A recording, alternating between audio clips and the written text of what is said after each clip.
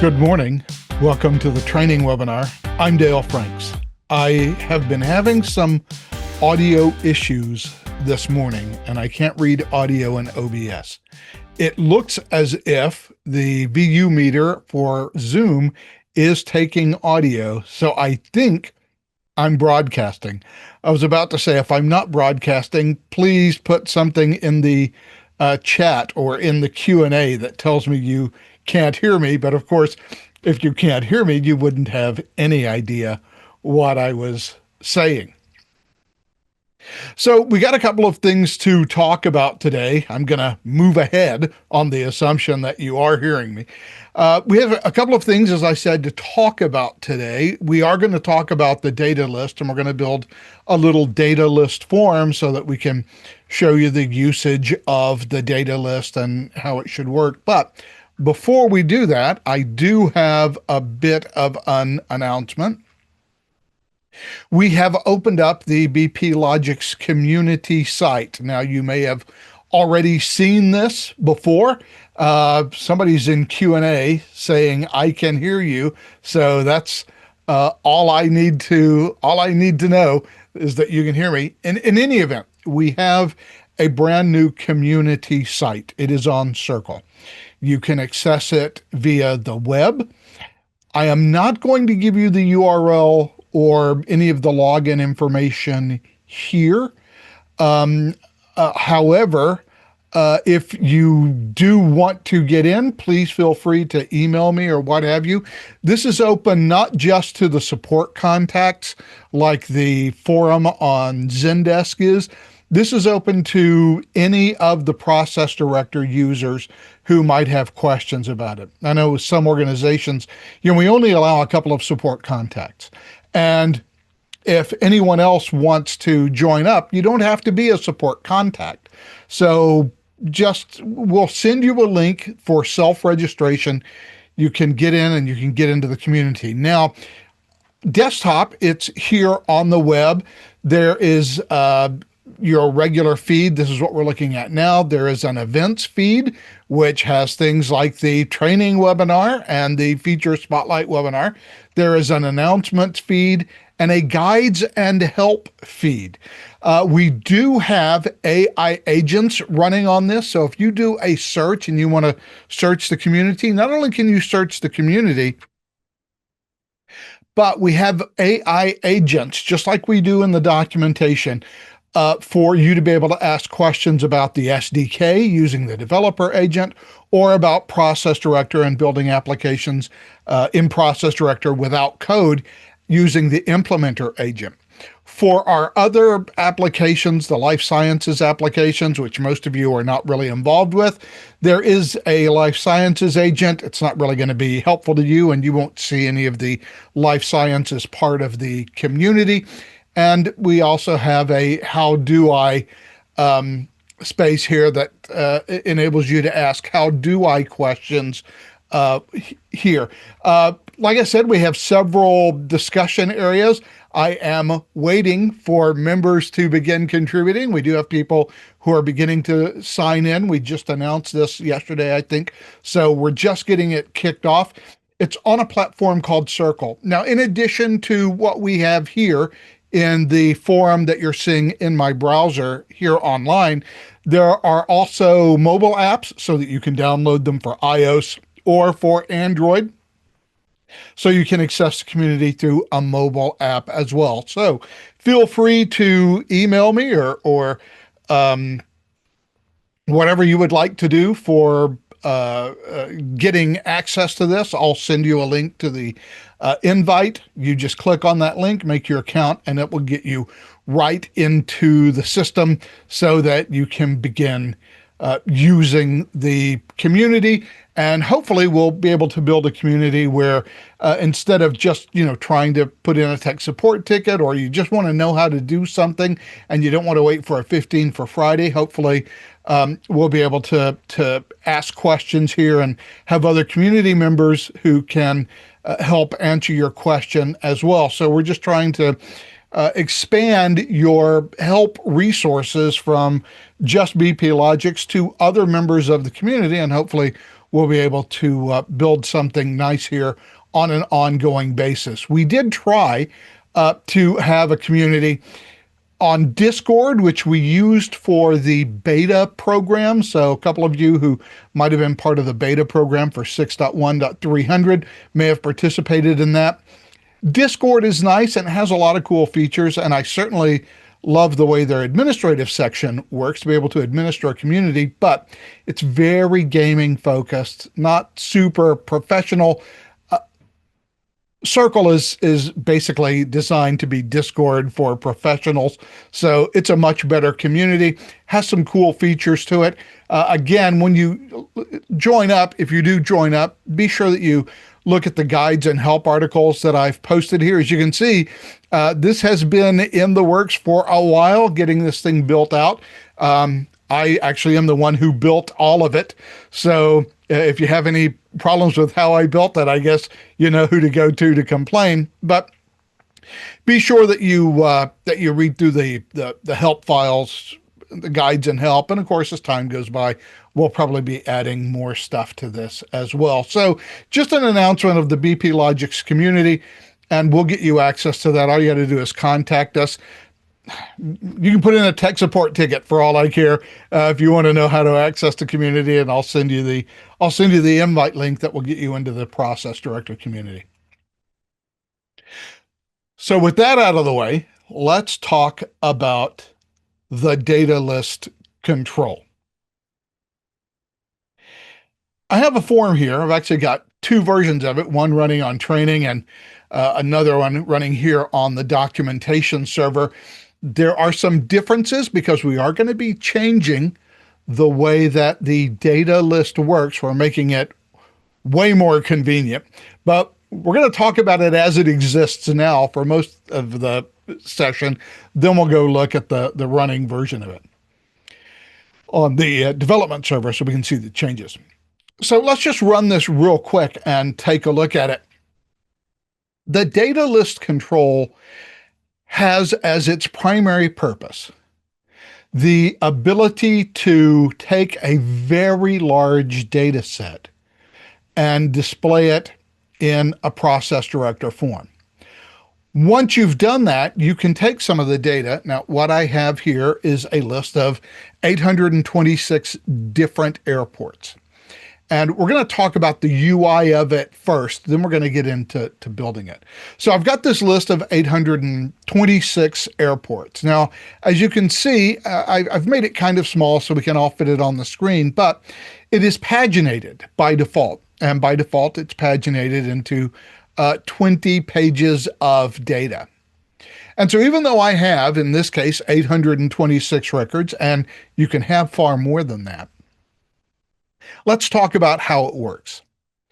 And it's important to talk about how it works because we're going to have settings that are related to this whenever we begin configuring it. What the data list does is it virtualizes very large data sets so that we can display them and access the data in them without having a degradation of performance. We could, of course, do this in, say, an array.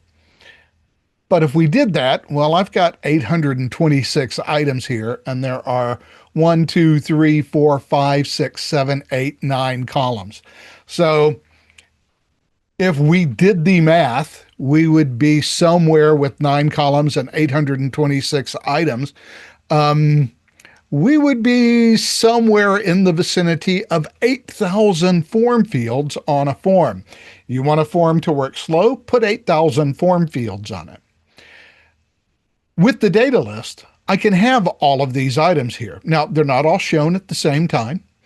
They are paginated by default, although that is changeable as well. We'll talk about that when we configure this thing.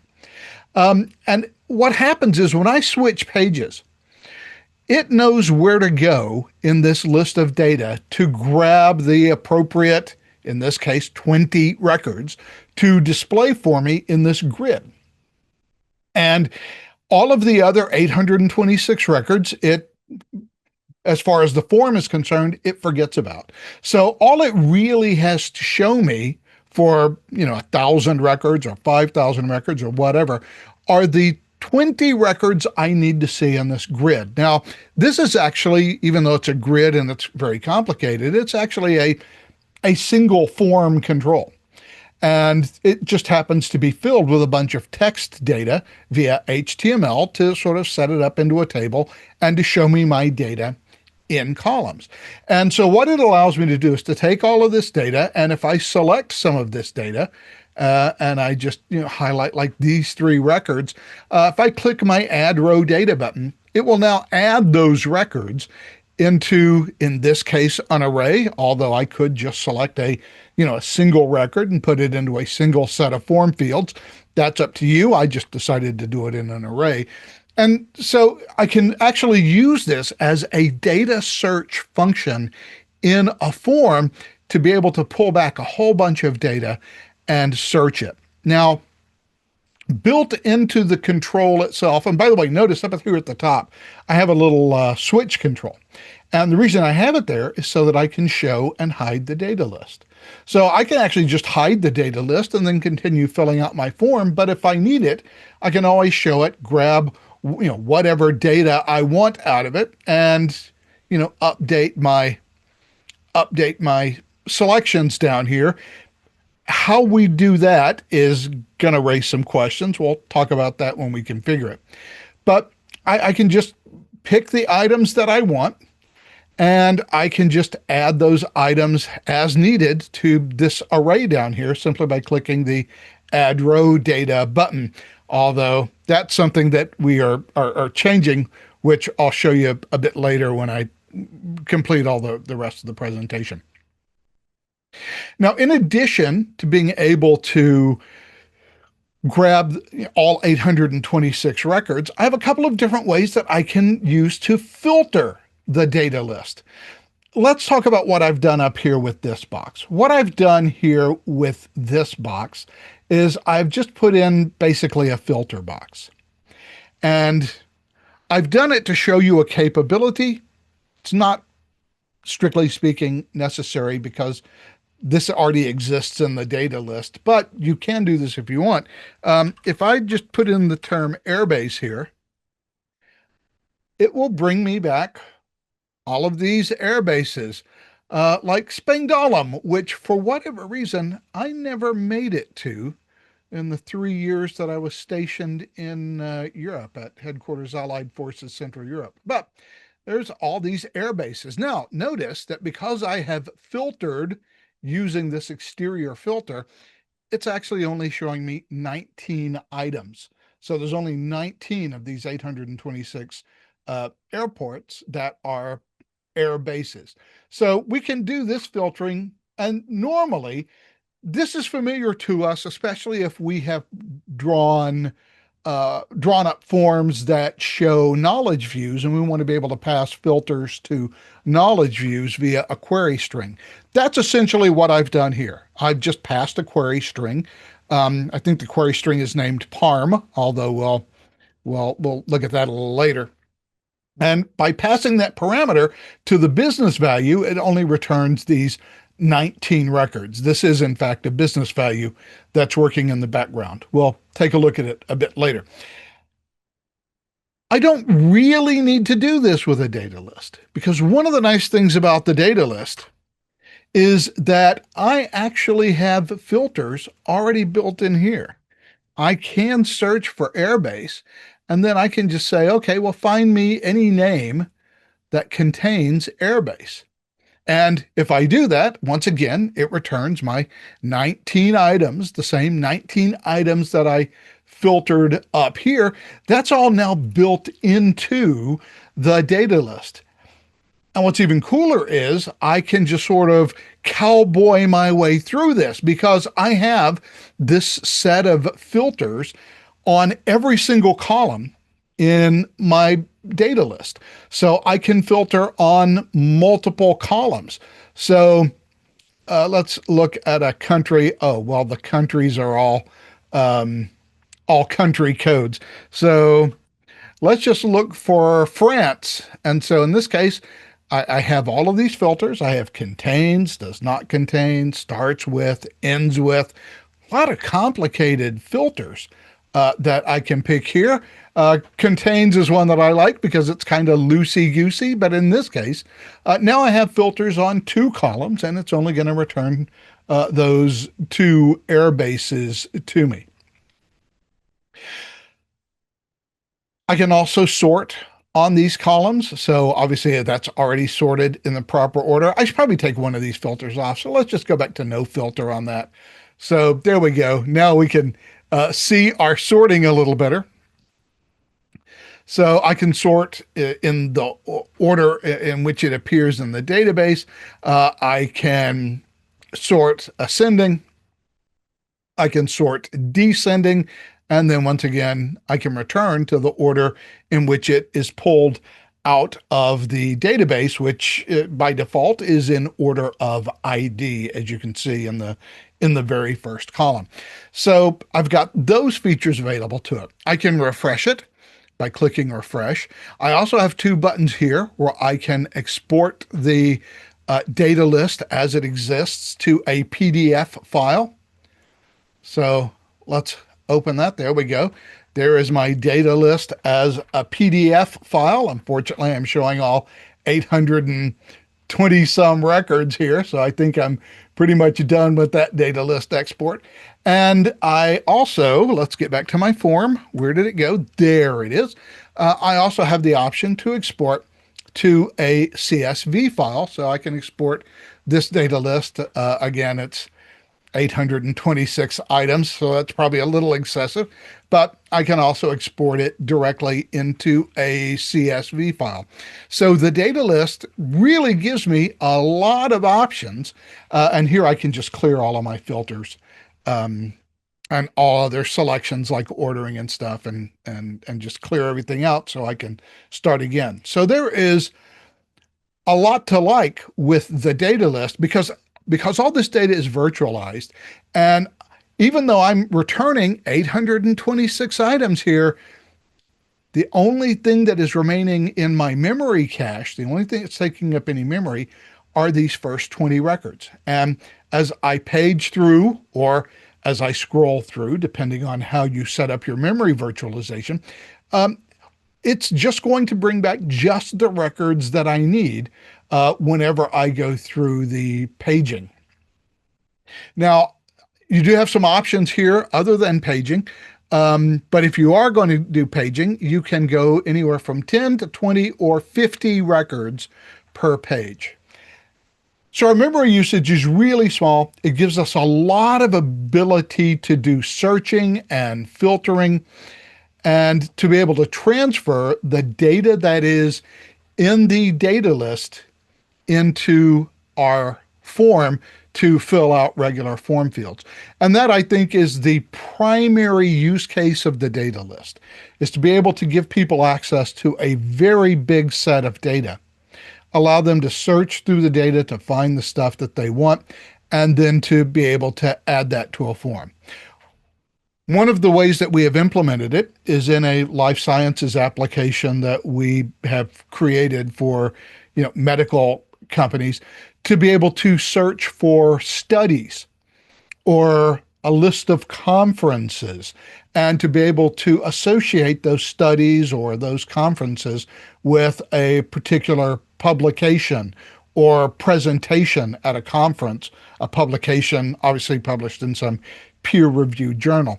And so there may be, hundreds and hundreds of possible conferences in a given year, and probably thousands of medical journals to which you might want to submit an article. You might want to submit to more than one.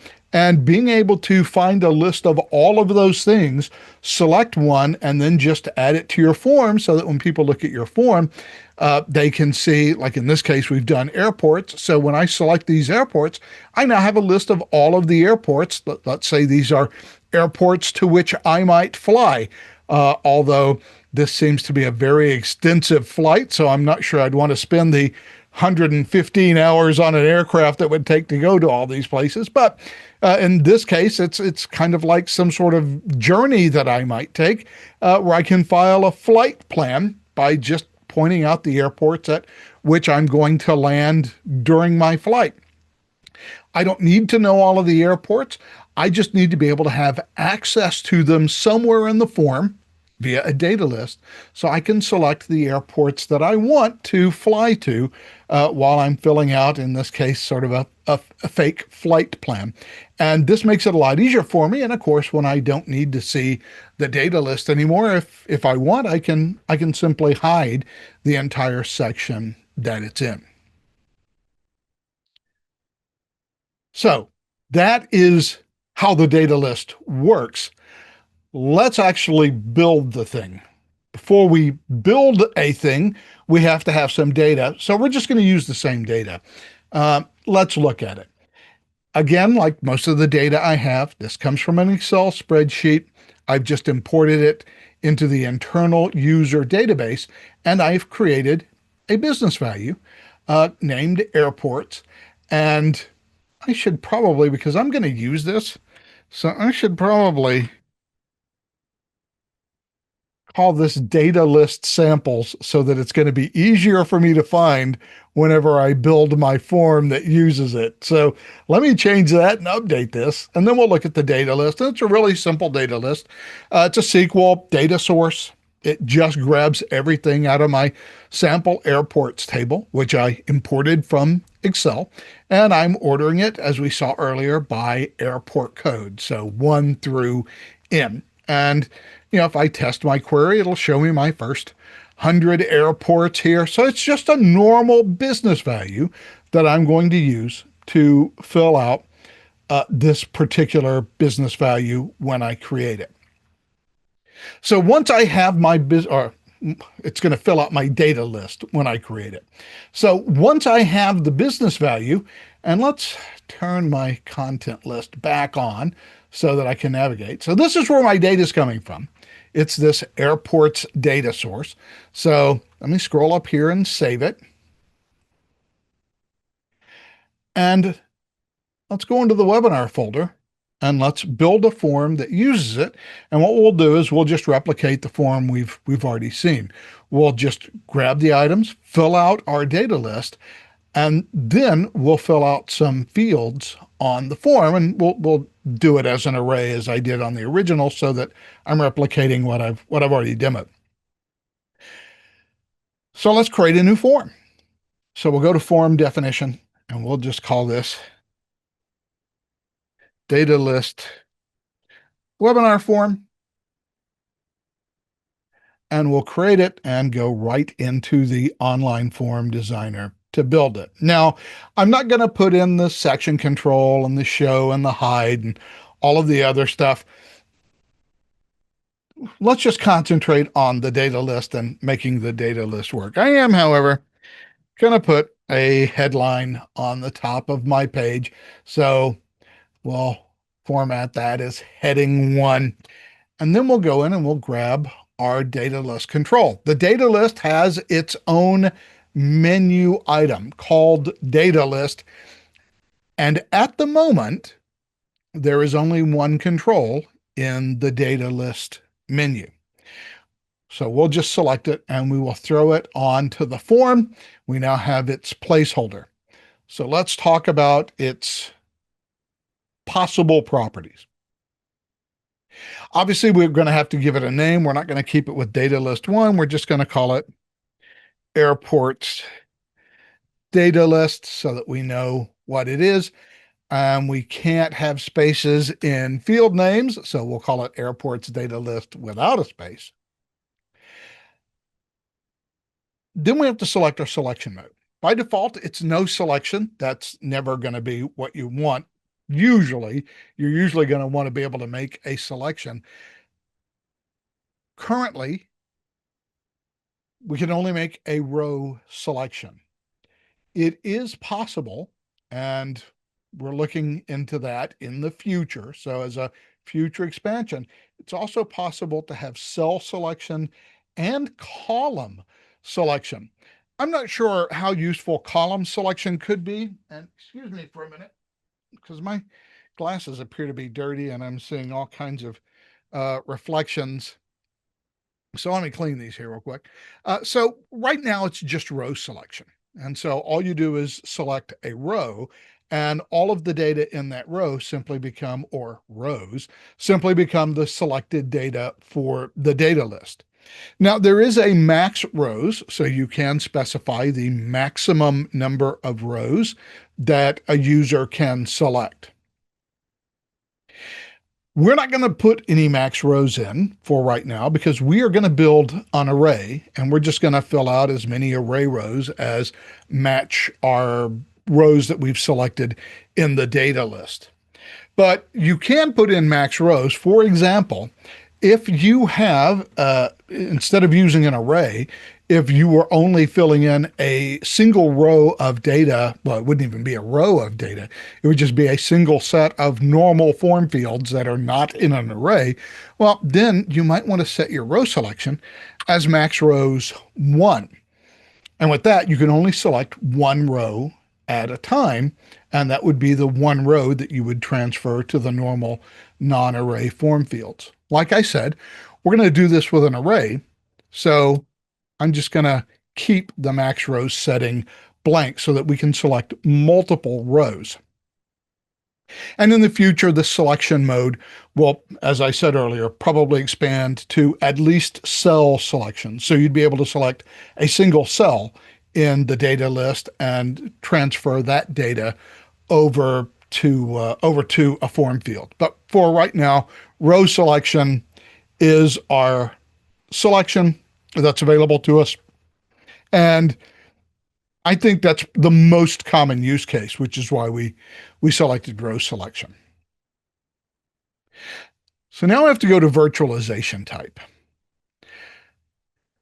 As I said earlier, the data is virtualized. I'm only seeing in memory a part of the data. So it's taking up very few resources. If I am paging, which is what we usually do, and we can set our page size again, 10, 20, or 50. We'll go to 20 here because that's what we had in the original completed version that I just showed you. So that's what we'll keep for this one. You also, though, have the ability to page by visible rows. Now, that is a much faster and a little bit more memory intensive version, because what it does is, well, I don't even know that it's more memory intensive. It is different. Instead of showing you pages, what visible rows will do is show you the entire form or the entire list of data. Or at least it looks like it's showing you the entire list of data because there'll be a big scroll bar on the side. In fact, let me save this. Let's actually just go back and look at the running version, and I'll change the behavior so we can see it. That's always useful to have a completed application to be able to do that. So let's go hit OK here to be sure that everything is saved. Let's go back to my completed sample. And let me make a little change to this data list. So we'll go in here and we will change our pagination to visible rows, and then we'll save and run this form. So let's give it a second for the little spinny. There we go. Now we'll show our data list. And I'm going to see something a little bit different. I've got this big scroll bar here on the side. What I'm actually being shown are these 1, 2, 3, 4, 5, 6, 7, 8 rows. So there are only 8 rows visible currently. So those are the only 8 rows that are in memory. Now, if I begin to scroll down, as I scroll, it's actually grabbing those additional rows and throwing them onto the screen. And these are now the 8 rows that are in memory.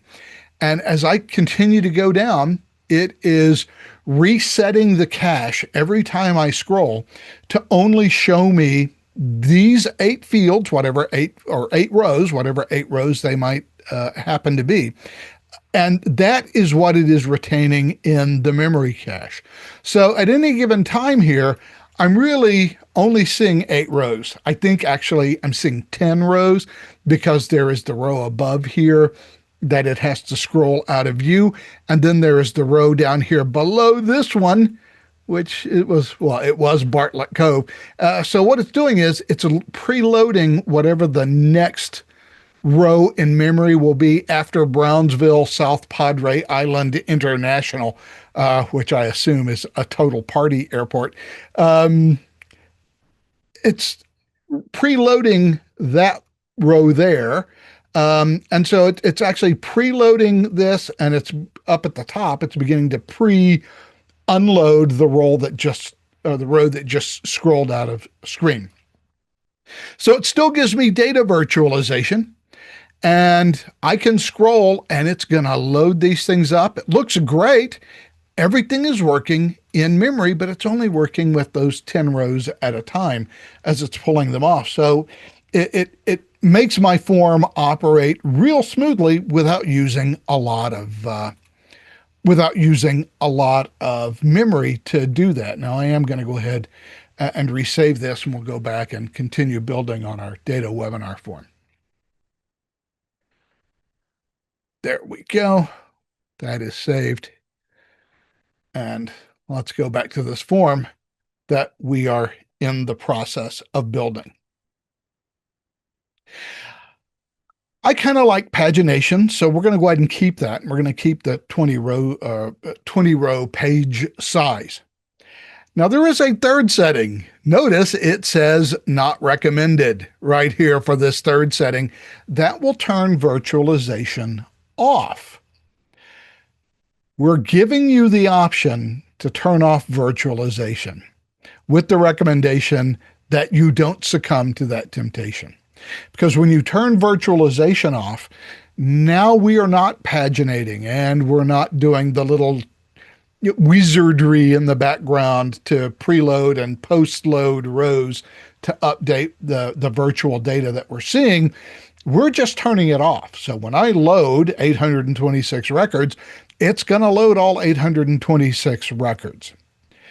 Generally, you don't want to do that. Visible rows works. I don't have an objection to it. I am more of a fan of pagination, however. And it may be a big page. You may want to pull 50 records at a time, and that's fine. But I'm more of a fan of pagination because A, it eliminates the need to do that preloading and pre-unloading for each of the visible roles as you scroll. So there's sort of a lot going on in the background as it's swapping out data. You kind of eliminate that with pagination. Your memory swap to a new page only occurs when you change pages. So I'm more of a pagination fan than a visible rows fan. That's a personal thing. It's not something I recommend that you do.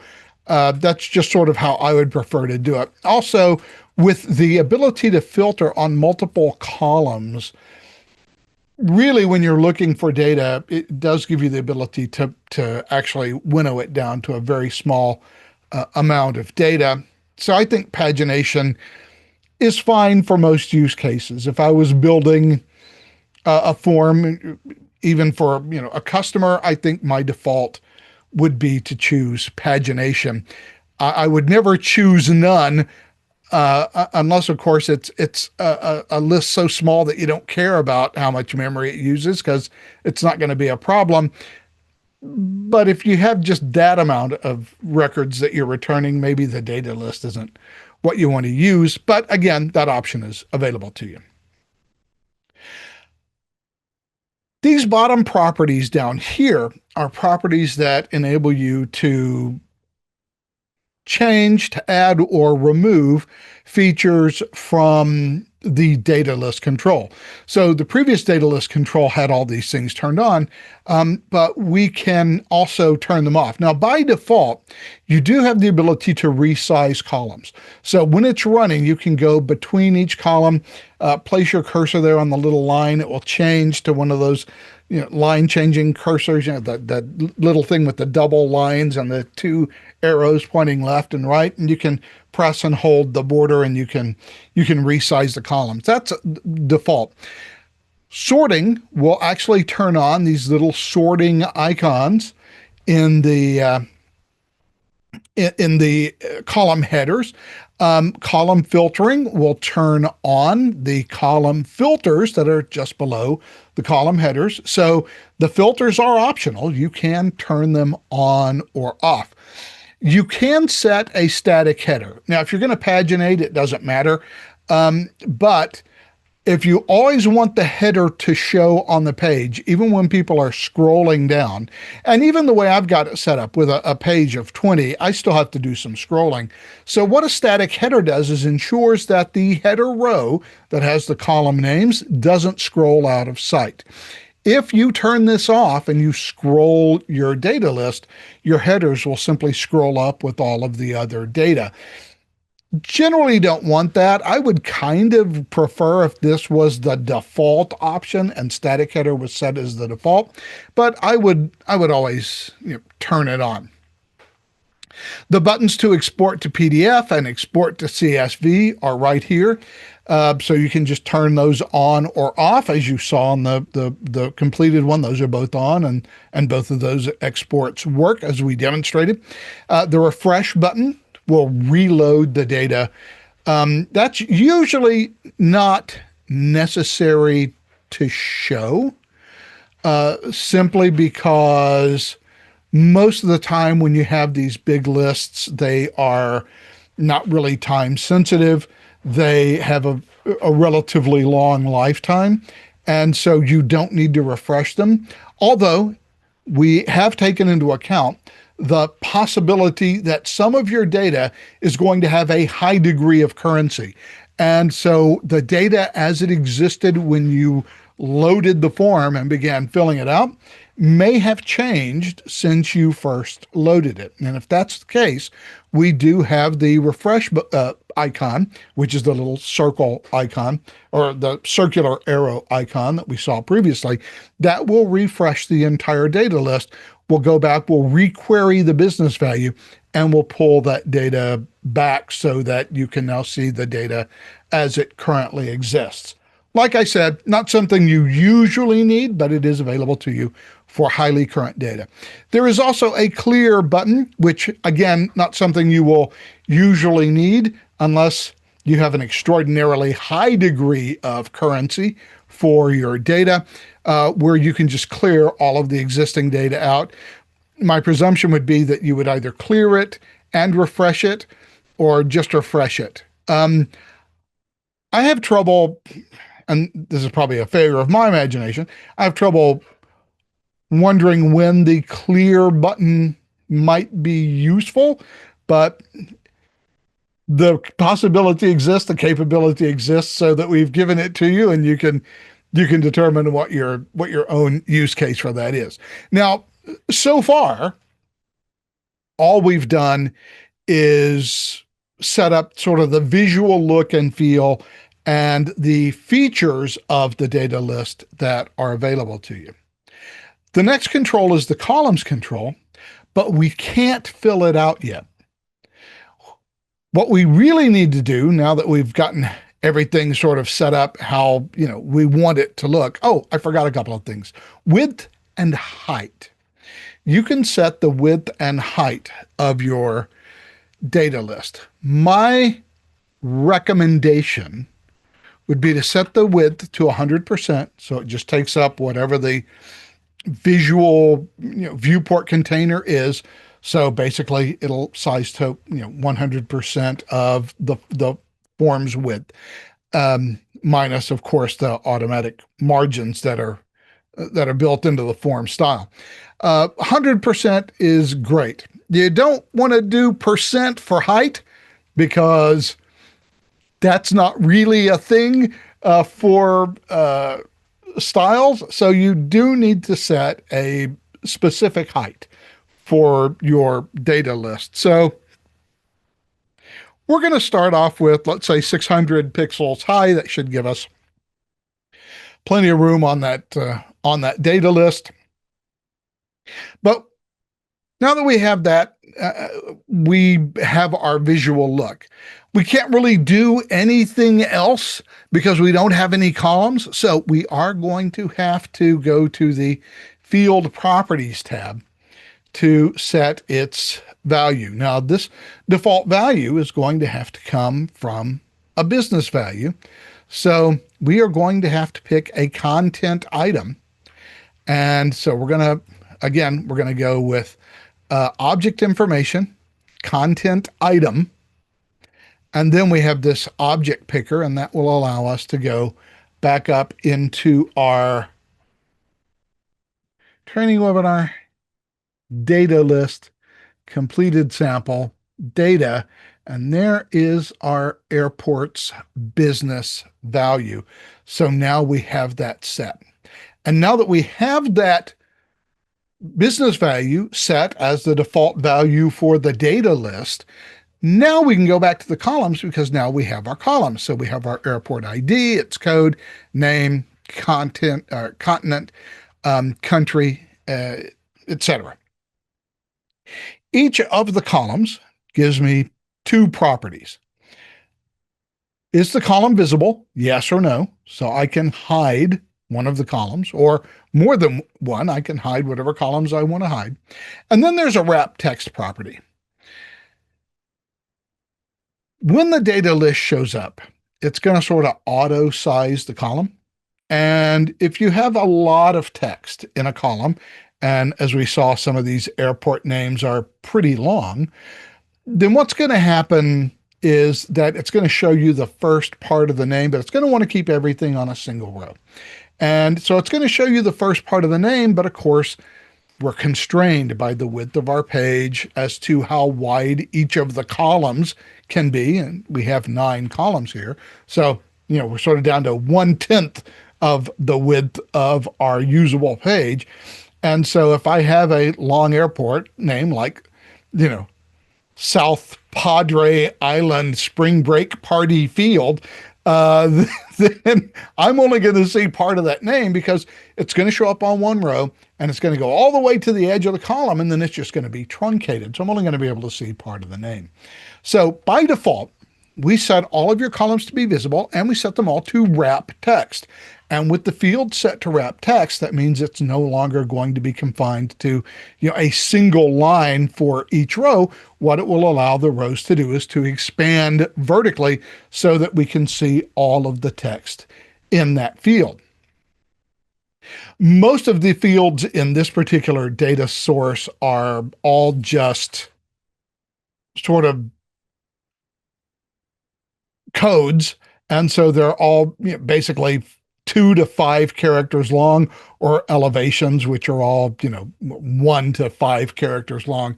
So we don't really have to worry about wrap text for anything except for the airport name, because these airport names can get very long. So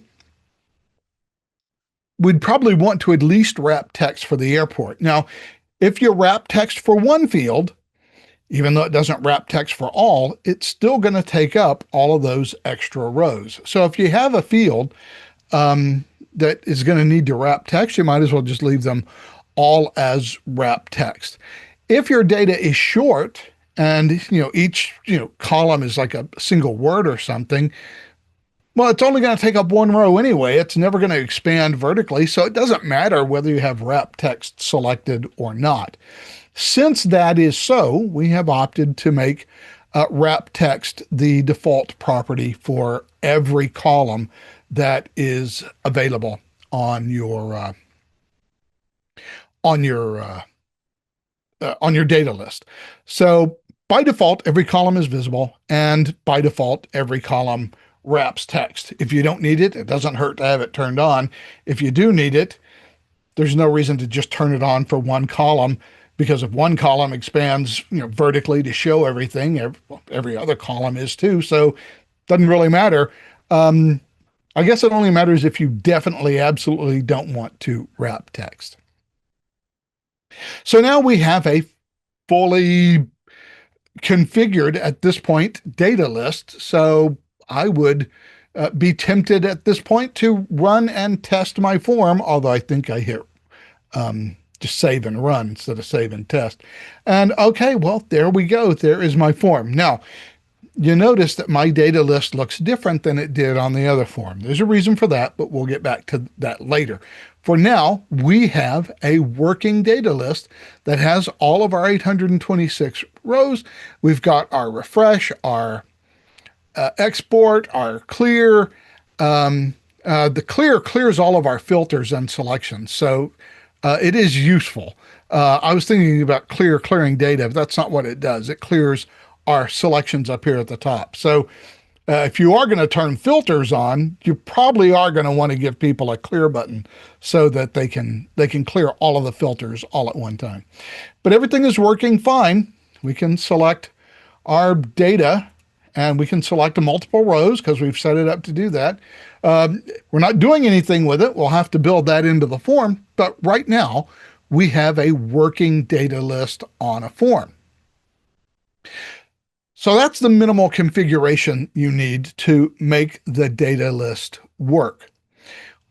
We're going to come back to parameters later, but we are going to go to formatting right now. The data list is a themed control. So it has built-in themes that are already there. Now, what we just saw for this data list control, I suppose we might as well just run it and save it. Just so we can demo some different themes. So here's my form with my running data list control. So let's switch back over here to our formatting. And if we go to theme, we get all of these themes that we can throw on there. I always use Office 2010 Blue, so let's use something different. Let's use Silk. What is Silk all about? So let's save our form or save our form definition. And let's go back to our form. Now that it's saved, let us refresh. Okay. That isn't very much of a change. Well, let's pick something that I've always thought was very ugly. Microsoft's Metro theme. That was something that they pulled. It was back in the early 2000s, whenever they were, trying to make the Surface tablet a thing, and the Windows Phone. Boy, who could forget the wonderful Windows Phone? Let's see. Well, okay, that's not super great either. Maybe there's a reason why I picked the Office 2010 Blue. Let's save that. Now, it could just be that it's not doing my refresh, because those are all very similar. They're subtly different, but they were all kind of grayscale, which are kind of ugly. So let's refresh our form again. Okay, well, there we go. It's, at least blue now. So those are our themes, and we can do the theming, and we're not going to play with it anymore. But as you can see, there are a number of themes here that you can choose. And so, we've put our own theme in here, Pub Pro. Okay, I said we were going to stop, but I've got to see what that is, because I don't remember the Pub Pro theme being in there, and that is our theme. Oh, I think that's relatively attractive. I like that steel blue color with the white text. I kind of like that a lot. Well, I had not seen that before, and now we've seen it live, so we know how to do that formatting. We'll come back and talk about the parameters later. For now, let's build the rest of our form, because now that we have this data list, we have to be able to get this data list data into our form, and we are going to do it through a set form data, but because we have a data list control on our form, it's going to give us an additional option on the form controls, or the set form data tab of our form definition. So let's go ahead and just drop in our table here where we can just throw in an array. I'm not gonna spend a heck of a lot of time configuring this. I have 9 columns, right? I don't need 9 columns. Let's just do 2 rows and let's do 4 columns, and we'll set our first row as the header, and we'll create our table. Normally, what I would do here is create an array column. That is probably what I should do here as well, because if you're going to have an array and you want to label an array, you should use the array column control for every array field.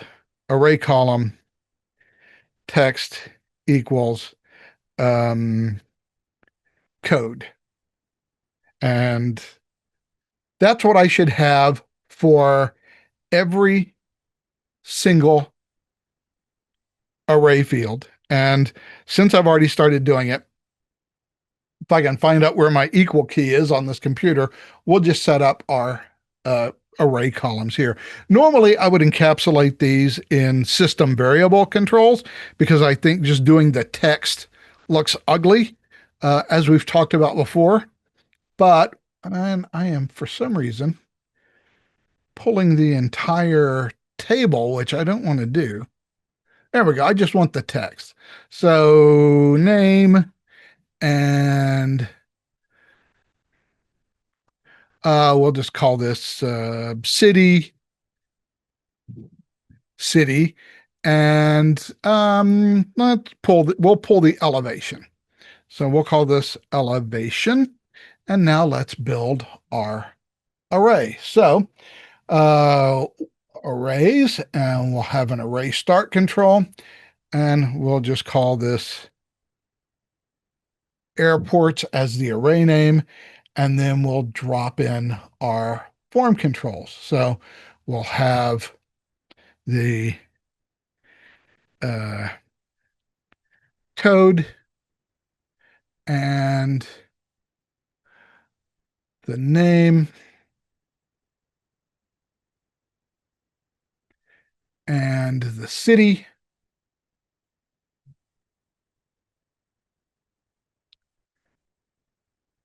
and the elevation as our fields. Well, let's try that again. Elevation, and we'll go right outside that control, and we will drop our array end. Now, for this array, I am not, in fact, going to have an add array row or anything like that for my array, because I'm going to be adding my rows directly from my data list. I have everything I need except for one thing. I need a button. I forgot to drop my button in there.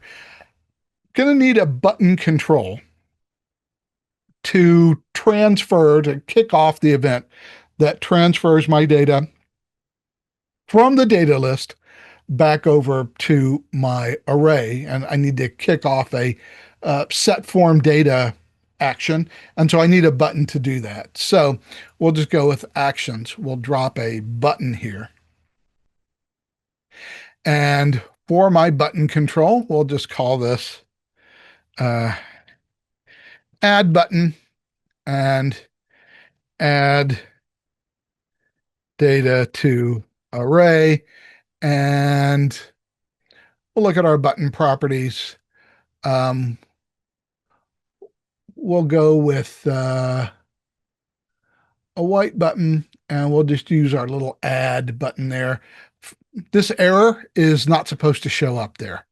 It's fixed, but it's really irksome. Everything works. It's fine. It just is doing something I don't like. It's showing me that error message every time I pick an icon.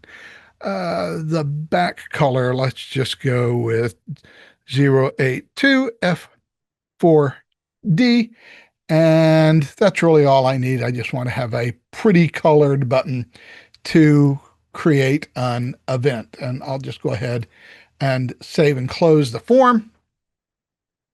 And then we can go take a look at I did not save and close the form. I also apparently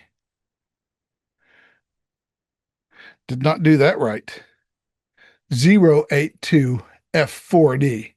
So my button is supposed to be dark blue, not that ugly gray color. So let's just be sure that that works. Yes, there we go. My button is colored. I just saved it, so I might as well just go back over to here.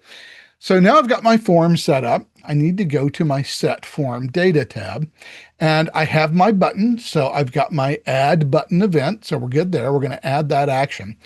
And now we're going to set a form field. And we are going to start off with the well, let's just do it in order. So let's just select city. And now we have to set our value. So here is where it gets different. Now, normally, what we were doing whenever we were setting our form field values, a lot of time we use a business value when we pull that data back to set our form field value. But we're not going to do that here. Instead, we're going to go to form. And because there is a data list control on our form, we have a brand new option down here at the bottom, which is the form data list. This option will only appear if you actually have a data list control on the form. Otherwise, you'll only see the top 5 options here. But because we have at least one data list on our form, and by the way, you might have multiple data lists on a form. Nothing prevents you from doing that. And that's fine, because when you go to Form Data List, if you have multiple data lists on your form, they will show up in this secondary menu. And so I would see airports data list and then whatever other data list control that I have. But what we are going to be doing by using the data list is it's just going to automatically transfer the selected data from that data list, because remember, we only do row selection. So we've selected the entire row. And because we've selected the entire row, we have access to, all 8 fields for that particular row. Now, in this case, I forgot what we were doing. I think we were doing the city. So we're going to select airports data list city, and we're going to hit OK. I did, in fact, select city. So I picked the right field for my data list. And we're just going to go ahead and we're going to update real quick. And just like a business value, we're going to end up with this section here that will just allow us to add the other 3 fields that we need to add to our form. So we have city, we have code, we have elevation, and we have name. So those are our fields. So for our code, now because we have specified the data list control, it now knows where our source data is coming from. So in this little separate section that was created whenever we updated the form, we now have a dropdown that just shows us all of the appropriate data from our data list, or at least all of the appropriate columns for our data list. So that becomes real easy. I pick code and elevation and name.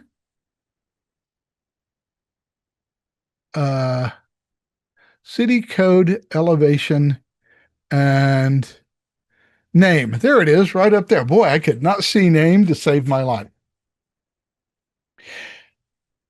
So we've got a configuration that's going to work, although we're not going to like how this specific configuration works out. There's some other considerations we have to think about. Let's talk about those other considerations.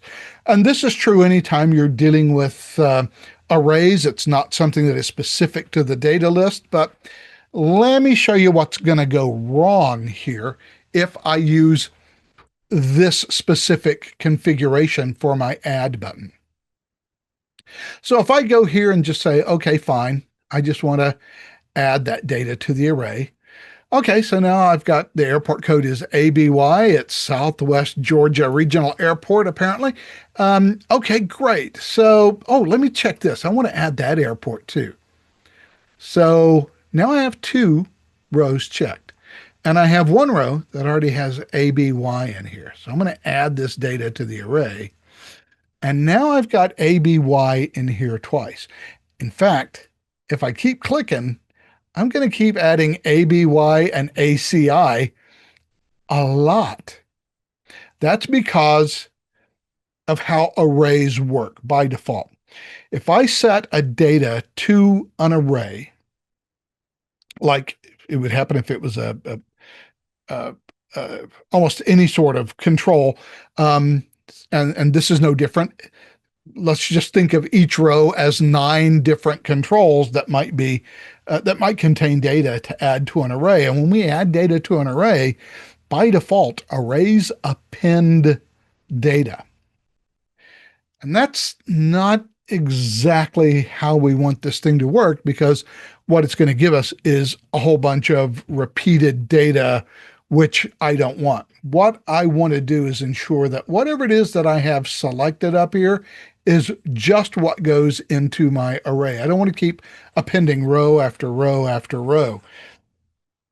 So we're going to change the way that we have our set form data configured. We're actually going to add another form field down here. And what we're going to do is we are going to set airports, which is the name of our array. It's the airports array. We're actually going to set that to a value. We're going to set it to a number, and we're going to set it to 0. Because what that will do, since the value of an array is the number of rows in the array, what we're going to do is set the number of rows to 0, which will effectively clear out our array. Now we're going to need to move this up. So we're going to need to click the move up button so that whenever our event fires, the very first thing we're going to do is we're going to clear our array out completely. And then we are going to refill it with whatever we have selected in the set form data. So now, if I update and run my form, something a little different is going to happen. So let me make my form a little taller here so we can see the whole thing. So I can go in and say, all right, I want to select these 3 airports, and I want to add that data to the array. Okay, great. Oh no, I forgot. I wanted to add ACI in here. So I'm going to click on that. Now I'm going to add data to the array. And now that I have these 4 airports selected, what happens is I click the button. It's going to clear all of the data out of the array by setting the length of the array to 0. And then it's going to refresh the array with the data from whatever is currently selected. So I didn't actually mean to select Altai Air Base. So let me turn that off. Let me add that data back to the array. And by having it unchecked, it removes it. This is probably the best way of doing it to ensure that what you have checked up here is the data that actually shows up in the array. And by setting up your set form data in this way, it clears everything out and resets your array. Now, as I said earlier, we have these built-in filters. And I'm not sure that we entirely need to parameterize our data list, but we can. So let's go through that real quick. So we're going to have to go back to our form. And actually, not just go back to our form, we're going to have to go back to our business value. We'll look at our airport's business value. There is a parameter named airport.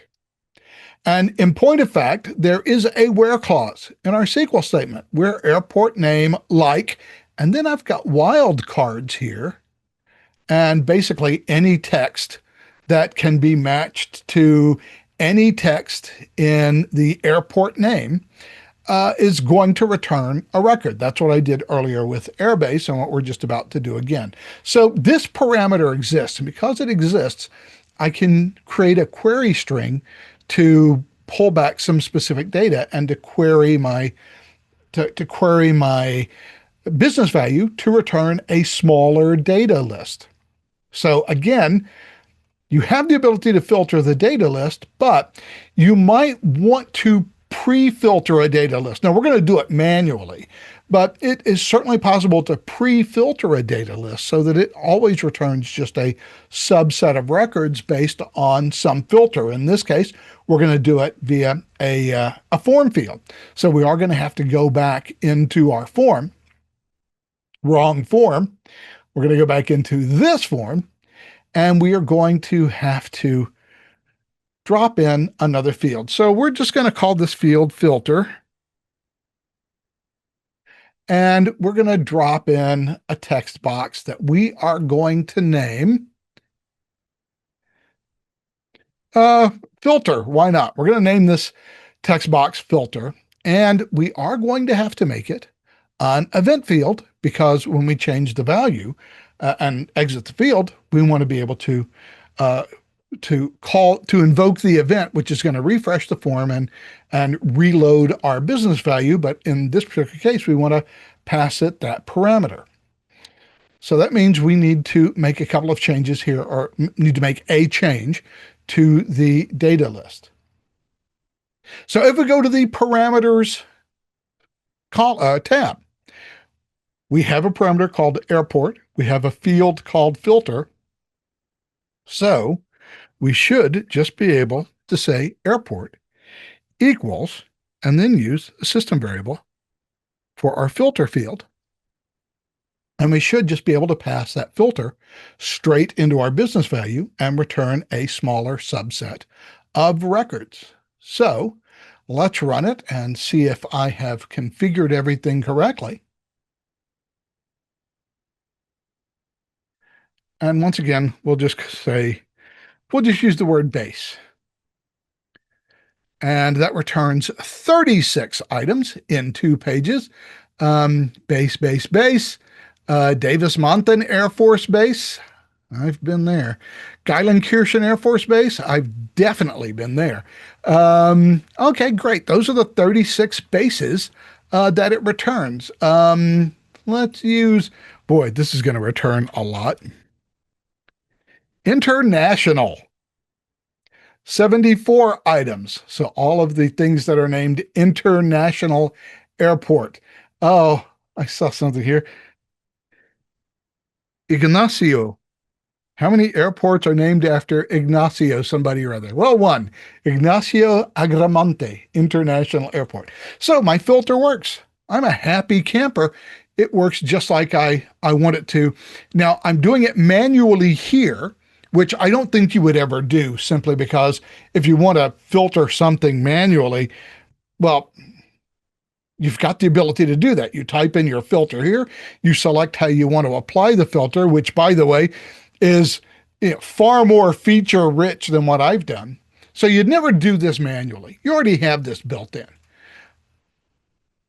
However, I can make a case where I might not want to show the filters, because you don't have to. And you might just want to provide a single filter. That way it looks a little cleaner. You don't have all this whole row of filter boxes. So it makes your data list look nicer, I guess. But I think more importantly, rather than doing it manually the way that I've set it up here, you might want to pass that filter to it behind the scenes, maybe based on some other form field that was filled out earlier in the form, which might be common. So I mean, I guess that would be considered a manual way of doing it. You might want to pre-filter it based on some other external data that gets returned. I mean, you can get really complex with how to apply that filtering, and you have that ability with the data list. So let me talk to you about something super irksome. Here's what's super irksome. What's super irksome is clicking here and clicking all of these air bases, and then having to hit add data to array, and then go, oh, wait a second, I didn't mean to click that. Let me unclick it. Oh, now I got to go back down here and add data to the array. Not entirely sure why we built it that way, because almost as soon as we did and we released it, we thought, why don't we just make this an event field? which is what we did. So let me swap over to the documentation server and let's take another look at that. So if we go to our data list form here and we go into our form design view, it is basically the same completed form that we saw before. It's just missing one thing, a button, because it doesn't need a button. So this is coming out in the next release of Process Director. On the Field Properties tab for the data list control, there is an event field checkbox. I can now make the data list control an event field. And because I can make the data list control an event field, that means on my set form data tab of my form definition, the event that I'm using, I didn't give it a formal name. I kept the default name, sue me. It's called data list 2. That's my event. So rather than the rather irksome process of selecting my data from my data list and then having to click a button to make magic happen, the magic just happens automatically in .400. I just check my boxes. It adds my airports automatically. If I remove an airport, it removes it from my list. Everything works exactly the way it is supposed to work, simply by clicking on it. This is the way we want it to work. Why we didn't think of this earlier, I don't know. I can only apologize that our development team did not think of how to do that. All right, well, as it turns out, this is a very short webinar because that's about all you need to know about the data list control.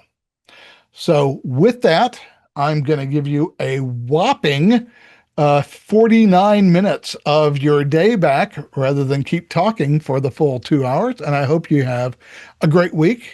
Please remember no, it is not next week. So never mind. Please don't remember anything about next week, but do remember about the community forum and our kickoff of that forum that we're doing this week. And please feel free to join that and have any of your users who would like to join that as well. As I said earlier, this is not confined to just the support contacts like Zendesk is. This can be any of your users and or implementers that you just give them access to it, and they can go in and they can ask their own questions and talk to other community members and hopefully have a little bit of a good time talking about Process Director. I probably am one of the very few people in the world that have a good time talking about Process Director. Have a great week. We'll talk to you again next week. So long.